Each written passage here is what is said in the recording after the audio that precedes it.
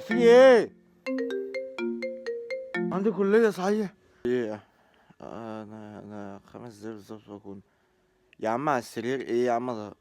يا عم انا دقيقتين واكون في الشارع، ما تقلقش. خلاص خلاص بقى، قلت لك دقيقتين وهكون في الشارع. هات لنا فطار بس ولا اي حاجة. ماشي ماشي، يلا سلام. سلام.